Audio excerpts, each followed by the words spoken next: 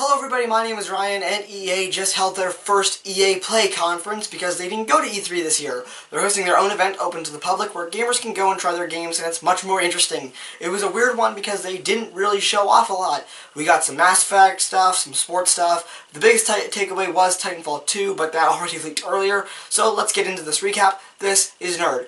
Also, this is where the intro would go, but I still haven't gotten around to making an official intro for this channel. Starting off, Titanfall 2 was unveiled with both a multiplayer and single-player trailer. Links are in the description if you want to go check those out. They're both very cool looking, and if you want to go see it for yourself, this is, like I said, the new stuff. Don't want to show gameplay because I will almost definitely get a copyright strike. The developers talked about how Titans will be more customizable and the story mode looks very cool. This ultimately looks like it's building off of what was created in the original game, because I think EA basically knew Titanfall, the original one, was a tech demo, and that the second one would be taking in all the criticism and stuff. That's also partially what it seems like they're doing with Battlefront, by the way. They talked about it later. We'll get onto that later though. Go to Titanfall.com to sign up for the multiplayer test or get the game when it comes out on October 28th, because fuck pre-orders. Moving on to the sports and esports of the conference, which are pretty interesting. EA announced their own kind of esports, which are sorted into 3 divisions, interestingly. Challenger, the lowest division, is where you can set up the conferences and tournaments yourself, and there you go.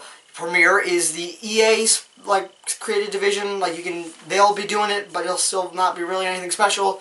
And then EA Major is basically the top tier championship one where they'll be giving out prize money. Yeah.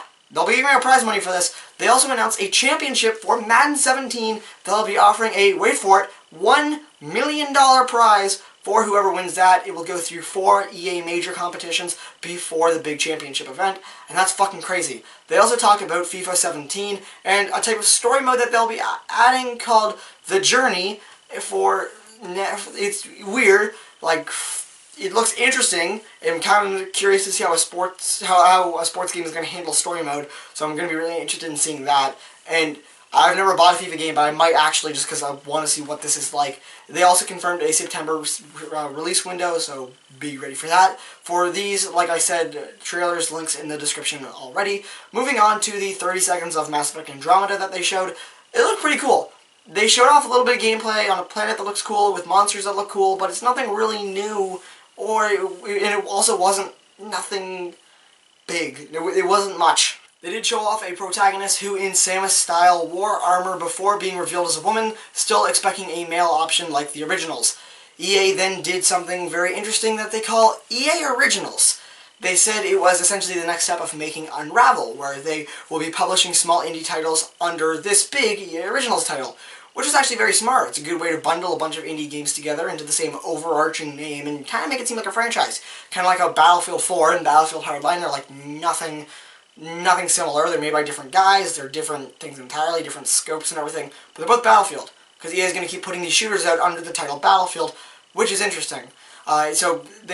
The first game that they showed off for EA Originals, and the only game they showed off now, is called Faye, or Fee, whatever, which you can go check out you can check the trailer out for that in the description down below.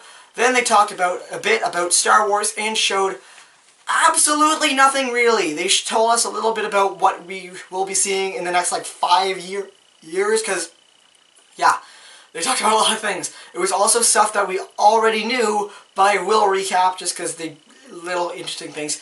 New Battlefront DLC will be coming out on June 21st. Battlefront 2 will be coming out in 2017 with new content from the new movies, and it'll be co-developed with Motive. This Star Wars game will be a third-person action game with new characters coming in 2018 and somewhere down the line, but likely not until either 2019 or 2020, we'll get Respawn's Star Wars game.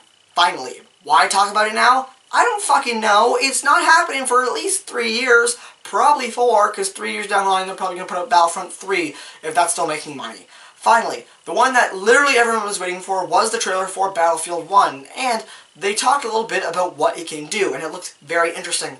The trailer showed off single-player and multiplayer stuff, because they put it out, and it looked awesome, and they did a live stream to show how giant these giant battles were and how cool they are, what it's like to fly blimps and drive cars and get run over. So if you want to go find gameplay of that, or if the stream's still going on, then you can go do that, because it looks fucking fun. And I had to stop watching that live stream to come and make this video, so throw me a sympathy like and subscribe for more E3 content over the next few days, reactions. recaps and everything, so subscribe for that. I'm talking about all the news. Links in the description to all the trailers and all the videos for other EA stuff that I will be posting eventually, and I'll see you all next time.